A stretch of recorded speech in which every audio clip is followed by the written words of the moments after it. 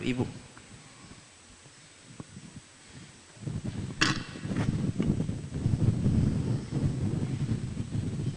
Assalamualaikum warahmatullahi wabarakatuh, Bu ya. Waalaikumsalam warahmatullahi wabarakatuh.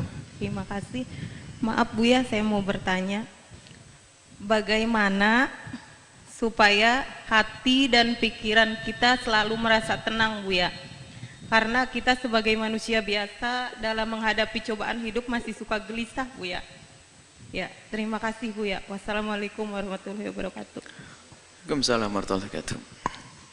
Pertanyaan sedikit. Sebetulnya ketenangan itu adalah kita bicara bagaimana hati dan pikiran saya agar tenang. Tenangnya hati dan pikiran bukan dengan tenangnya jasad. Maka yang perlu ditata adalah pikiran dan hati. Bukan berarti ketenangan hati itu adalah karena banyaknya duit, bukan. Itu orang kaya juga gelisah kok kadang-kadang. Bukan ketenangan batin itu karena suaminya ganteng, tidak, atau istrinya cantik, bukan. Jadi memang ketenangan murni di dalam hati kita. Nah, tinggal sekarang itu bagaimana agar hati itu tenang. Jawabannya sederhana, hati dan pikiranmu kau sambungkan dengan apa dan siapa. Kalau hati dan pikiranmu engkau sambungkan dengan sesuatu yang bikin gelisah, ya gelisah. Coba, kalau hati dan pikiranmu, orang boleh mencari dunia, tapi tidak boleh menggantungkan hatinya dengan dunia tersebut. Sehingga kalau orang menggantungkan hatinya, mengikat hatinya dengan dunia, lihat, di saat tidak mendapatkannya dia gelisah. Di saat mendapatkannya hilang pun susah. Ada orang duitnya hilang tenang saja kok, ajib. Karena dia tidak mengikat hatinya dengan dunia tersebut. Maka dengan Allah lah itulah. Ketenangannya ada dengan Allah. Kalau orang dengan Allah duitnya hilang nggak susah, malah ngasih 1 miliar bangun pondok. Coba. Lah kok bisa ini? Coba yang hatinya nggak sambung dengan Allah, 1 miliar ini buat abimat 2. Dapat tambah gede duit saya. Tapi enggak, hatinya tenang, kehilangan duit 1 miliar kok. Ini duitnya jatuh 100.000, puyengnya setengah mati, nangis-nangis. Nah, ini urusannya hati kita dengan siapa? Nah, kalau sudah urusan kita hati kita dengan Allah, mudah. Allah, apapun di saat dia sakit, lihat.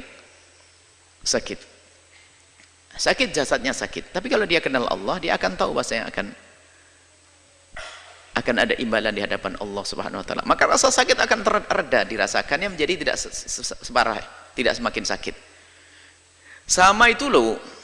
Kok jauh sekali imbalan di akhirat, kok lama banget ya. Itu saja ibu yang hamil tua nggak bisa melahirkan, bawa ke dokter, ambil pisau dokter, buka perut saya. Aduh, dengan senang hati dia sakit, lihat banyak senang. Ada sesuatu yang lebih menyenangkan dia. Apakah dia susah? Ya enggak. Begitulah sebetulnya ujian dari Allah di dunia ini. Tergantung harapan kita tuh di mana.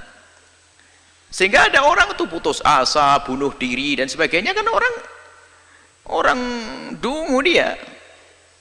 Orang dungu. Mau nikah nggak jadi, bunuh diri. Utang kebanyakan, bunuh diri. Gampang banget dia. Di negeri kafir banyak bunuh diri, nggak ada iman. Sebenarnya gelisah karena dia tidak punya Tuhan dia sebetulnya. Kalau punya Allah, nah ini sekarang biasakan dengan Allah. Maka ala bidzikrillah tatma'innul qulub. Mengingat Allah menjadikan terang hati. Bukan kegembiraanmu adalah dengan dibalik tumpukan harta. Coba kita melihat, kita menemukan orang di kampung-kampung sangat sederhana, gaji sehari untuk makan sehari. Tapi no problem dia, hidupnya candaria dengan istri, ya Masya Allah. Suaminya berangkat dulu, nanti tak kirim sarapan Pak ya, inggih. Berangkat suaminya duluan kok belum datang, sambil nyangkul suami inti yang bawa rantang nasi bungkus, pincuan begitu bawa makan, Pak ya, pulang nanti bawa sayur suaminya, tatonya Pak dapat burung, dapat ikan sedikit, nggak pernah punya problem dia, kayak orang punya istana itu. Tapi yang rumahnya gede, mobil mewah itu belum tentu senang dia, karena urusan bukan dunia, gelisah. Mau kita pernah ngisi pengajiannya orang kaya, kayaknya gelisah semuanya. Mulai dari gelisah rumahnya, sertifikatnya di bank semuanya ada. Mulai gelisah kebanyakan duit, Kok bisa gimana? Ini punya 2 perusahaan saja, saya sering ditinggal sama suami saya. Sekarang membuka perusahaan di luar negeri, Bu ya. Bagaimana senasib saya nanti? Wah, tambah susah dia. Macam-macam orang, dan bingung nih manusia itu karena hatinya tidak dengan Allah. Maka ada bi dzikrillah tatma'innul qulub. Dengan banyak menyebut nama Allah, ingat Allah, akan menemukan ketentraman. Sehingga susah yang sesungguhnya adalah di saat dia jauh dari Allah. Kalau sudah jauh dari Allah, kecil pun jadi susah. Tapi kalau dengan Allah, bencana pun kayak apapun akan menjadi sebab dia senang. Karena ini dari Allah. Sehingga para solehin itu kalau diuji dengan kefakiran, selamat datang dengan syiarnya orang-orang besar. Kefakiran syiarnya orang-orang besar. Dia tidak menganggap sebuah kerendahan. Tapi lihat yang tidak punya iman, nasib sudah sholat tetap melarat, Tuhan tetap melarat. Kurang ajar sama Allah nih. Gimana bisa bahagia dengan Allah saja curiga begitu, dengan Allah sudah nggak benar. Baik ya, kuncinya adalah bagaimana hati kita. Kita biasakan dengan Allah, dengan Allah. Hakikatnya seperti itu. Tapi di samping itu juga kalau kita berkumpul dengan kemuliaan, Anda akan menemukan kesejukan. Karena apa? Allah akan turunkan rahmat di tempat semacam ini. Anda bergabung di tempat-tempat mulia. Biarpun secara zahir tidak langsung hiburan itu disajikan. Misalnya kalau orang ahli maksiat kan hiburannya adalah hadir berdisko dan sebagainya, ketawa-ketawa. Ketawa sesaat, itu susahnya panjang. Senang kelihatannya, tapi tidak tahu bahasa dia akan menemukan kesusahan yang panjang. Tapi kalau kita menghadiri tempat mulia semacam ini, dijanjikan oleh Allah ada rahmat diturunkan, Anda semakin sejuk. Anda berkumpul dengan orang senang, orang baik, lihat, ada kesejukan. Lihat. Jujur, kita dengan orang soleh saja, kita lupa kok dengan segala permasalahan. Kalau Anda duduk dengan orang yang sangat Anda cintai dari ulama-ulama orang soleh, Anda duduk saat hilang kalau utang lupa, ini lupa, sakit lupa. Itu hanya dengan orang soleh. Bagaimana Anda merasa dekat dengan Allah Subhanahu wa ta'ala? Bagaimana kita dekat dengan Nabi Muhammad SAW? Itu saja. Kembalikan hati kita dengan Allah. Biasakan berzikir, merenungi ya. Merenungi tentang nasib kita nanti di akhirat. Bagaimana urusan dunia, rendahnya dunia. Kalaupun mencari dunia hendaknya untuk Allah. Sudah menjadi orang kaya boleh, bukan dilarang. Tapi bukan hanya untuk menyuburkan kesombongan kita, untuk membesar kerakusan kita.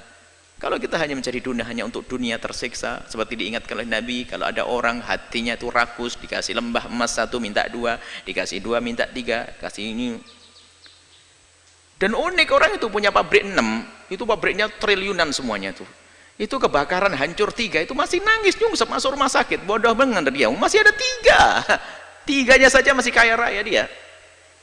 3 perusahaannya masih berjalan, 3-nya runtuh, itu nyungsep dia masuk rumah sakit. Ya, kasihan benar tuh manusia. Semoga Allah menjaga hati kita. Hati dengan Allah. Maka di saat Anda kaya, kaya yang sesungguhnya. Anda bisa menjadi fakir, Anda kaya dengan Allah. Indah. Allahu a'lam bishawab.